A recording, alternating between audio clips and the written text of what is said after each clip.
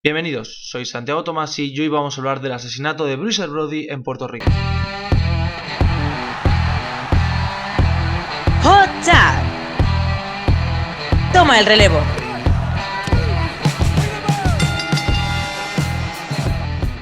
No olvidéis que podéis suscribiros a este canal, darle a la campanita para estar informados de nuestros nuevos vídeos o seguirnos en Twitter, el cual es @HotTagYT. Repito, @HotTagYT. Como ya todos sabéis, los miércoles es el día en el cual hablamos de los Dark Side of the Ring. Dark Side of the Ring son los documentales que hace Vice sobre historias tristes, historias oscuras del mundo del wrestling. Y hoy vamos a hablar de posiblemente una de las más complicadas, más duras y más brutales. Me refiero al caso del asesinato de Bruiser Brody. Bruiser Brody es uno de los principales luchadores de los 70 y de los 80, totalmente salvaje dentro del ring, durísimo, con una serie de combates bestiales, cuyo principal oponente fue Abdullah the Butcher, con el cual se enfrentó casi 5 o 6 años de su carrera de una forma regular en múltiples territorios. Bruiser marchó a Puerto Rico en un viaje para participar en WWC, la empresa de, entre otros, Carlos Colón. Una vez llegó allí, y después de tener varios enfrentamientos, 3 enfrentamientos previos, el 16 de julio, en el vestuario, fue apuñalado por José Huertas González, Invader 1. Le apuñaló 2 veces, Tony Aldas fue el que se encargó de ayudarle a llevar al hospital junto a una ambulancia, y en la madrugada del 16 al 17 de julio, según la autopsia, el 17 de julio a las 4:30 de la mañana, Bruiser Brody falleció en 1988 en Puerto Rico. Aquí, en este documental, se intentará contar su historia, cómo ocurrió y qué es lo que sabemos y lo que no. Además, añadir un poco las shoot interviews que ha tenido Tony Aldas, que es la persona que más ha hablado sobre este tema. La dureza de esto, la verdad es que es muy complicada. Primero vamos a hablar de quién era Bruiser. Bruiser era, como ya he dicho, una estrella en los 70 y los 80. Un tipo súper hábil, que tenía gran carisma y sobre todo que estaba súper over porque era durísimo, porque pensaban todo el mundo que estaba loco. Bueno, esa persona loca dentro del ring estaba casada y tenía un hijo. Su esposa nos cuenta que era una persona totalmente normal, muy inteligente, muy tranquila. Le vemos en una entrevista del año antes de morir, la cual nos emite en ese momento, que es un off the record, por así decirlo, donde le ves hablar tranquilamente con el periodista. No, yo jugué antes en la NFL, pero el wrestling me ha dado mucho y me gusta vivir aquí.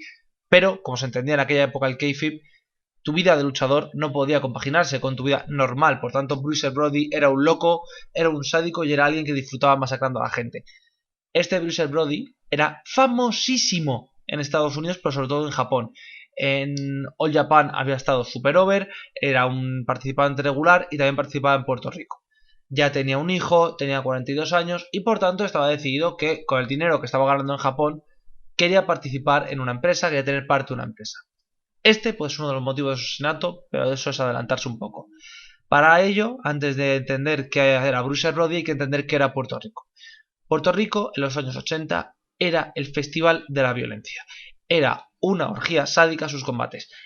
Era una indie, porque no se puede considerar que era un gran territorio, pero sí es cierto que llegaba entre estadios de béisbol a lo mejor 15.000, 16.000 personas que iban únicamente a ver gente salir en camilla. Combates con fuego, combates con pinchos, el barbed wire era constante. Puerto Rico era el espectáculo de la violencia. Lanzaban mierda a los luchadores, lanzaban pis, lanzaban de todo los fans. La gente quería que fueran los luchadores los que se marcharan al show, en camilla. Lo cual ahora mismo es muy loco, pero en aquella época estaba de moda. ¿Cuál era la principal empresa de la zona? World Wrestling Council, WWC, creada por Gorilla Monsoon, Víctor Jovica y Carlos Colón. Colón, que era el principal líder de la empresa y el que tenía el control más o menos como booker principal, por así decirlo, tenía como su mano derecha a José Huertas González. José Huertas González, cuyo nombre dentro del ring es Invader 1. Este hombre también era booker y por lo que parece se llevaba mal con Bruiser Brody debido a que durante un combate que tuvieron ambos, Bruiser le destrozó. Y debido a que le destrozó de tal manera que le arruinó las opciones de irse a WWF. Uno o varios combates, esto tampoco está definido, parece que fueron varios. Hay que recordar que Bruiser Brody era un luchador que no seguía por las reglas del kayfabe, por así decirlo. Es decir, si estaba de acuerdo y si se llevaba bien contigo daría un combate más o menos normal, si no te reventaría. Esto, que es importante entender porque su química con Abdullah the Butcher se basa mucho en esto, implica que él no seguía las normas de buqueo. Lo cual implica que a José le pudo destrozar el push porque había perdido y ya no era creíble, etcétera, etcétera. Es un poco loco, pero es importante para el final de la historia, así que vamos a mantenerlo aquí. Por lo que parece, en un comentario, cuando lo estaban llevando al hospital, dijo González, evidentemente, Invader 1, que iba a matar a Brody. Lo cual desgraciadamente luego cumpliría en julio del 88, pero estamos hablando de que esto fue mucho antes. Bruiser ya lo hemos comentado, estaba en Japón muy over, en Estados Unidos estaba su familia y él quería comprar una empresa, pues yo creo que un poco para poder retirarse un poco, etcétera, etcétera. Por lo que parece, estaba pensando comprar WWC. No al completo, por supuesto, pero sí la parte de Gorilla Monsoon. Para ello había contactado con Víctor Quiñones, el cual es un promotor que ha estado durante muchos años en el mundo del wrestling, para que hiciera intermediario con la compra. Y ahora vamos ya a la parte triste, han sido 5 minutos más o menos positivos. Bajamos a Puerto Rico, julio del 88. En julio del 88, Bruiser Brody se baja del avión en dirección a Puerto Rico y allí pues se encuentra con luchadores, está Dutch Mantel, está Abdullah de Butcher, está Sabio Vega, que es de allí, por ejemplo, y también está Tony Atlas. Por lo que parece, y por lo que comenta David Manning, que es el booker de WCCW, la empresa de Texas, Bruiser antes de ir le había comentado que le debían un dinero, por lo que parece entre 20.000 y 25.000 dólares. Y tiene pinta, por lo que podemos escuchar, que parece que no querían, no es que no quisieran pagarle, es que querían su dinero, es decir, querían que mantuviera él vivo a WWC, pero no querían sus ideas. Y eso a Bruiser Brody como que no le interesaba mucho. Por lo que sabemos también, José González, Invader 1, había perdido a su hija meses antes debido a un accidente de piscina, que esto no justifica lo que va a hacer después, pero para que entendamos un poco el estado mental en el cual hizo eso. Y vamos a la noche de autos, 16 de julio de 1988. Hay un show en Baramón, creo que se llama el sitio. Pido disculpas si lo he pronunciado mal o si no he acertado, no sé mucha geografía de Puerto Rico. El cual se celebra en un estadio de béisbol.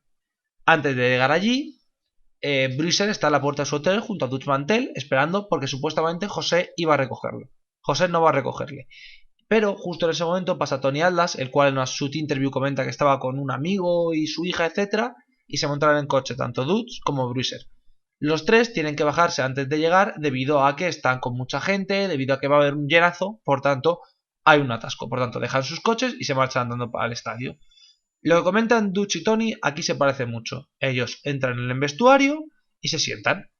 Vale, y por lo que parece estaban José, Víctor, no Víctor Quiñones, cuidado, esto es importante porque hay dos, sino Víctor el que era propietario, es decir, Víctor Jovica y Carlos Colón. Y están los tres sentados como en un círculo, sin hablar. Sin hablar. En ese momento José se levanta, mira a Tony Atlas, por lo que dice Tony, y se marcha. Esto nos deja a Bruiser, a Mantel y a más luchadores, evidentemente, pero a Tony también, el vestuario. Mantel nota que hay mucha tensión en el ambiente, que está todo muy incómodo y decide marcharse. Decide irse a darse una vuelta, irse a lo que viene a ser la entrada del ring, no lo que vemos, sino lo que está detrás, para ver cómo va llegando la gente. Y dentro del vestuario están Tony Atlas dibujando y Bruiser Brody. Y Bruiser Brody le hace un comentario a Tony que es dibujante, en el cual se pone a dibujar Tony, etcétera, etcétera, y le pide por favor que le enseñe una foto de su hijo, que cuando pueda que le haga un dibujo de su hijo. Recordemos que, como había mencionado, Bruiser fuera del ring era un hombre muy inteligente y por lo que parece amaba profundamente a su hijo y era lo que más quería en este mundo y lo que quería mantener. Vale, pues después de esto vuelve a aparecer nuestro José Huertas, ¿vale? Voy a mencionarle además por su nombre real porque el nombre de wrestler me da bastante igual y porque todo el mundo tiene que saber quién es José Huertas González. Entra y le dice a Brody, por favor, que se acerque y se lo lleva a la zona de duchas. Por lo que comenta Tony, llevaba una toalla envuelta en la mano, la cual llevaba algo, ¿vale? Algo, no vamos a indicar el qué. Que era evidentemente algo para apuñalarle, un cuchillo bastante afilado. Le hace, suena un ruido, un grito, un y luego un segundo, que supuestamente son las dos puñaladas que le pega a Bruiser. Bruiser intenta como huir de la ducha y en el momento en el cual ya lo están viendo todos, Tony coge a Bruiser y le pone en el suelo, evidentemente, mientras que Brody le dice algo que es relevante, le dice, no dejes que me hagan más daño, pero no dice, no dejes que él me haga más daño, sino que ellos me hagan más daño, implicando que había más gente en el asesinato, aunque José Huertas es el único que apuñaló. Y mientras que Tony intentaba presionar la idea de Brody, la herida, perdón, José Huertas era parado por Carlos Colón, el cual, por lo que parece, gritó, no José, no. Luego entra Dutch Mantel, el cual, como ya hemos dicho, estaba fuera, y le dicen que han apuñalado a Bruiser Brody, entra corriendo al ring, al vestuario, y lo que se encuentra es con Bruiser en el suelo y con Carlos Colón al lado. Carlos Colón, por lo que parece, Tony Atlas le quería separar, en plan de no te acerques, no te acerques, y Bruiser le permite acercarse, y lo que le dice es, por favor, dile a mi mujer que la quiero y cuida de mi familia. Lo cual indica que Bruiser ya veía que su condición era grave. Evidentemente, cuando todo esto pasa, pues Quiñones no, González, José Huertas, lo que hace es que se coge sus cosas, se coge su maleta con su atuendo y tal, y se marcha. ¿Vale? Esto es importante. Claro, evidentemente, en mitad del caos llega una ambulancia. En el documental no lo dicen, pero Tony se lo explica en una shoot interview, que él está dentro de la ambulancia, es decir, es el único que acepta ir, y se coge a un luchador que sabía que hablaba mexicano, que hablaba ahí un poco de inglés, y le coge directamente y se lo lleva a hombros dentro de la ambulancia para cuando lleguen al hospital. Según Tony, la ambulancia tardó entre unos 40 y unos 45 minutos, lo cual tiene sentido por lo que ya hemos comentado anteriormente del atascazo que se había producido. Una vez llegan al hospital, por lo que parece, aquella Puerto Rico era muy proclive a la violencia. Y cuando me refiero muy proclive, me refiero a que se supone que tardaron 15-20 minutos en atenderle, y después de que Tony montara una escena, y que por lo visto había como 20 apuñalamientos en esa sala de urgencias, así que os podéis imaginar del nivel. Es más, el comentario que hace Tony Atlas en cierto momento es un apuñalamiento en Puerto Rico es como un resfriado en Estados Unidos. Hay que recordar que eso también es relevante, porque Puerto Rico, como muchos ya sabréis, pertenece a Estados Unidos, pero es un estado libre asociado. ¿Eso qué significa? Que no pertenece a los Estados Unidos como tal, que tiene un sistema de justicia distinto, lo cual veremos después, y que no es ni independiente ni es un estado, por lo cual no puede votar al presidente, etcétera, etcétera. Pero a lo que vamos aquí, después de todo lo que ha pasado, Tony coge a un médico, lo zarandea, y pues cuando el médico llega, le quita los zapatos a Bruiser y ve Tony que tiene los pies azules. Evidentemente esto implica que ha perdido mucha sangre y que está muy muy jodido, pero le llevan a la habitación, mientras que Tony, pues en un gesto de rabia, revienta una pared, por lo que parece. Le da un puñetazo y hace un agujero en la pared. El médico sale, después de estabilizar a Bruiser, le dice que ha sufrido 2 puñaladas muy graves, que está estabilizado ahora mismo, pero que no saben si saldrá. Que por favor que se marche, porque está montando una escena, evidentemente, por la desesperación que tiene, y por favor que si hay más noticias que le informaran, ¿vale? A todo esto, mientras que esto pasaba, mientras que Tony estaba en el hospital, el show, por lo que parece, siguió perfectamente acorde al plan y sin ningún tipo de problema. Esto ya me parece muy loco, pero bueno, siguió y es decir, como si no hubiera nada. Dice Tony que lo que más le enfureció es que cuando él llegó al vestuario, no es que el show siguiera, que ya es grave, es que a todo el mundo le daba igual. Es que seguían haciendo las mismas bromas, es que seguían haciendo los mismos comentarios y, evidentemente, en un gesto de furia le lanzó sillas, lo cual provocó que la policía, que estaba preguntando, parase y le preguntara. Bueno, pues Tony dice el asesino es Invader 1, es José Huerta González, y le señala. ¿Y cómo le señala si acabas de decir que se había ido? Porque el cabrón se había cambiado de camiseta y había vuelto como si no hubiera pasado nada. Los policías le indican que el resto de luchadores habían dicho que había sido un fall loco, que no había sido José Huerta González, que no había sido Invader 1 y que por tanto no pasa nada. La policía cree que esto es un Angel, que esto no ha ocurrido en realidad, que es no una broma, pero que es, pues bueno, una historia del wrestling, y por tanto no le hacen caso a Tony Atlas ni detienen a Invader. ¿Qué hace mientras tanto? Pues Atlas sale por su combate, el cual tiene contra The Iron Sheik. Parece que le agarra en un headlock y le pregunta así cómo está, porque evidentemente él no sabía qué había pasado, solo sabía le ha apuñalado un fan. Evidentemente le responde a Tony que no ha sido un fan, que ha sido Invader 1, y el Sheik se enfada y se marcha al vestuario. Recordemos que esto es importante para esta parte de la historia, que había 2 vestuarios, donde estaban Tony, Mantel, el propio Bruiser, etc., y otro donde estaban Abdullah the Butcher, Iron Sheik y otra serie de luchadores. Por lo que parece, cuando acabó el show, antes de irse a su hotel, llega Savio Vega. Savio Vega, sí, el luchador que posteriormente estaría en WWF. Y Savio Vega le coge a Tony Atlas y le dice: si te ocurre ir a tu habitación de hotel. Te están buscando debido a que has hablado, debido a que has dicho quién es el asesino. Te he traído tus maletas aquí, toma, es decir, le dio sus maletas, las había recogido. No vayas al hotel, hagas lo que hagas. Si puedes, márchate de la isla. Esa noche Tony acabó en la playa de la isla andando de un lado a otro con miedo de que le mataran. No pasó nada, pero al día siguiente fue al hotel para poder marcharse, etc. Y aquí es donde empieza ya la diferencia de historias. Partamos de una base. Abdullah de Batcher no hay que creerle mucho. Abdullah es una persona que aparte de muchos golpes en la cabeza tiene cierta fama y no una fama positiva, y él afirma que no hubo ninguna reunión en el lobby del hotel y que no pasó nada en el lobby del hotel porque no, cómo iban a hablar con él, que era en parte promotor, que tenía un 5% de la empresa y que él no estaba interesada en estos tejemanejes que se estaban hablando de farándula que él no sabe. Hay que tener muchos huevos para decir esto sabiendo que le habían matado, pero bueno, aparece Tony y dice que sí hubo una reunión y Dutch Mantel le confirma que sí hubo una reunión. En esa reunión lo principal que preguntaron los luchadores es ¿por qué no nos ha llamado la policía? ¿Por qué no hay una investigación? No hay una investigación, no ocurre nada y pues evidentemente Tony va a la policía y presenta su declaración jurada.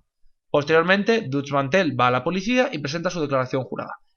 Hay que recordar que estas dos personas, Tony afirma que Dutch no dio la declaración o que no la dio el mismo día que él en otras entrevistas, en otras shoot-interviews, pero en cualquier caso ninguno de los dos declararía en el juicio por algo que ya comentaríamos. A todo esto, evidentemente, en Estados Unidos, la esposa de Bruce Brody recibe una llamada de Nancy Colón a la 1 de la mañana, informándole que su marido ha tenido un accidente y de que por favor vaya cuando sea. Después de esa llamada, llama al hotel, a la habitación de su marido, y que lo coge Dutch Mantel, que había pedido por favor a la recepción que le pasara las llamadas que fueran para la habitación de Bruiser. Allí Dutch no se atreve a decirle que ha muerto, porque todavía no estaba muerto cuando llama a Dutch, pero Dutch le informa de que ha tenido un accidente muy grave, que la situación es seria y que a lo mejor sería buena idea que llegara, que viniera a Puerto Rico. Esa misma noche es cuando Bruce muere, ¿vale? Dutch Mantel afirma que él hace la declaración jurada, etcétera, etcétera. Tony también, y hasta aquí se queda eso. La esposa va con el hijo a Puerto Rico, a la isla, y cuando se baja del avión, Tony ha dicho que se ha marchado, que ya estaba camino a Estados Unidos, y que se encuentra en el aeropuerto con Abdullah de Batcher. Abdullah de Batcher, que evidentemente no se entera de nada. Abdullah, cuando abraza a la esposa, dice que lo siente mucho, que la acompaña en sentimiento, y lo que dice la esposa es: Bárbara, ¿por qué? Es decir, ¿qué ha pasado? Claro, Abdullah se da cuenta que no se lo han dicho y le explica que ha muerto, que su marido está muerto. Nancy Colón, la esposa de Carlos Colón, es la que se encarga de llevar a la ya viuda a la funeraria para reconocer el cadáver, y Bárbara lo que decide es incinerar el cuerpo en Puerto Rico y llevárselo de vuelta a Estados Unidos. Recordemos que era difícil hacer un viaje de este estilo con un cadáver entre Puerto Rico y Estados Unidos. Evidentemente, 3 días después del asesinato, José González es detenido y puesto en libertad. El mismo día, ¿vale? Después de haber asesinado a alguien y puesto en libertad. Y hay un juicio, en donde él es el principal acusado del asesinato. Aquí viene la parte graciosa. Tony Aldas afirma que nunca recibió la llamada que tenía que recibir del juzgado para, es decir, la citación judicial, por así decirlo, de usted tiene que ir el día X allí a testificar. Dutch Mantel dice que sí la recibió 10 días después, 10 días después de que se diera el veredicto. No hubo nadie que testificara americano en ese juicio.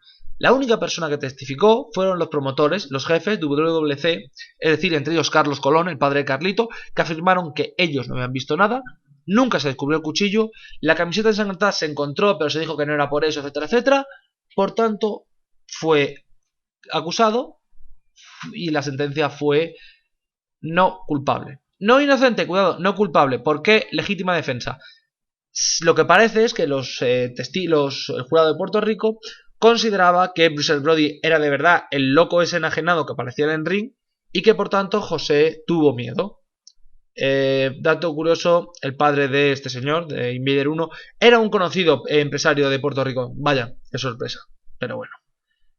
Después de esto, Bruce Brody sí que tuvo un final verdaderamente espectacular, y tengo que decirlo que me parece muy bonito, y es que en All Japan, en AJPW, que era donde estaba él, luchando de forma regular, se le rindió un homenaje. Este homenaje consistió en que se invitó a la viuda, y al hijo al ring, se les dio una corona de flores, etcétera, etcétera. Múltiples luchadores pasaron por delante a adorar pues, esa corona de flores, la foto de Bruiser, etcétera. Y posteriormente se dieron 10 campanadas de honor. Y finalmente el público empezó a cantar Bruiser Brody. Es como se dice, un memorial muy bonito y muy intenso. Pero por desgracia no me puedo quedar aquí. No puedo terminar aquí la review porque pasa más. Y esto no se comenta en el documental. Aparte de que el hijo clama que ojalá la justicia no fuera solo legal, sino que fuera de otro tipo. Lo cual lo entiendo perfectamente, tengo que decirlo. Lo que vemos es algo muy distinto y que no comentan en el documental. Cualquiera pensaría que este señor, José Huertas González, no volvería al mundo del wrestling después de esto. El asesinato fue en julio del 88, ¿vale? Repito, julio del 88. El juicio fue principios del 89, enero más o menos creo que se acaba cerrando el caso, enero, febrero, etcétera, etcétera. Este señor, durante el siguiente año, durante prácticamente los siguientes 4 años, tuvo un run ininterrumpido en la empresa de Carlos Colón, en WWC, como el face máximo de la empresa. Repito, alguien que había asesinado a otra persona era el face principal de la empresa, y así se tiró durante años. Evidentemente, cuando esto llegaría a los 2000, la cosa cambiaría, ¿verdad? No. Ha estado peleando hasta 2014, tuvo un combate además el año pasado, ha peleado con gente como Carlito, ha peleado con los principales luchadores de la zona, ha ganado títulos en Puerto Rico, todos los que ha querido y más. Alguno pensaría que si esto ya es bastante grave, es una parte del Salón de los Inmortales. El Salón de los Inmortales es el Hall of Fame de Puerto Rico, ¿vale? También. Un asesino, confeso. Bueno, confeso no, pero que reconoció que era en defensa propia, entre muchísimas comillas. Por lo que parece, la apuñaló, simple y llanamente, porque le quitó su spot supuesto en WWF y por un tema de dinero. Por eso apuñaló y mató a Bruiser Brody. Y ha seguido luchando. Y ahora mismo, con su máscara de mierda, con todos los respetos y perdón por hablar mal ahora, pero sigue participando en cumpleaños de niños y sigue siendo considerado un héroe. Un jodido asesino a sangre fría, que lo hizo únicamente por ego y por orgullo, ahora mismo sigue siendo adorado. Y si a la gente le jode, y con razón, que haya verdaderos cabrones, entre ellos Jimmy Snuka, en el Hall of Fame, lo de este señor en el Salón de los Inmortales es asqueroso. Y lo de Carlos Colón no se queda atrás.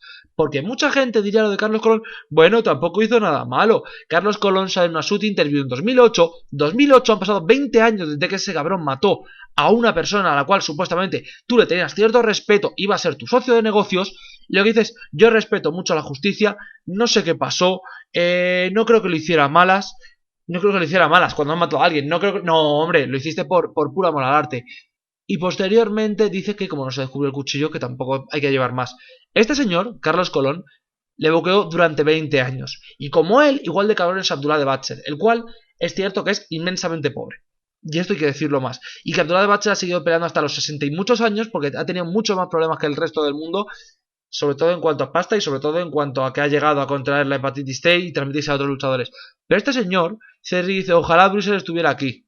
Pero tú fuiste uno de los que siguió peleando en Puerto Rico. Tú fuiste uno de los pocos americanos que no se quedó en Estados Unidos y que no volvió. Porque gente como Savio Vega es de allí. Por tanto es lógico que siga allí. Tú bajabas allí como parte de la empresa que tú mismo reconoces. Es un documental brutal. Es durísimo de ver. No se lo recomiendo a nadie en un mal día. Porque a mí sinceramente me ha vuelto a joder el día y es la segunda vez que lo veo. Pero da mucha rabia y demuestra que Carlos Colón es un Hall of Famer, el cual ha encubierto un asesinato y el cual le ha dado igual. El señor Invader 1, José Huertas González, o como mierda se quiera llamar, ahora tiene 76 años y es un hombre que es feliz, que está casado, que tiene puto dinero y que encima puede ir a fiestas de cumpleaños a hacer de héroe de los niños. Un asesino a sangre fría de alguien. Y creo que con esto acaba la review. Sé que no es lo habitual el cómo ha sido el tono y que lo he intentado mantener más o menos estable hasta el minuto 15-16, pero que es imposible porque este tema creo que es el que más afecta de todo Dark Side of the Ring por el asco que produce y por todo lo que le rodea. Pero bueno, nos vemos el viernes con una vídeo de opinión que por suerte será mucho más tranquilo que esto y en el cual no tendremos que hablar de bastardos que asesinan a leyendas, lo cual se agradece, tengo que decirlo. Y con esto me despido. Les deseo lo mejor, les deseo una buena semana y hasta la próxima.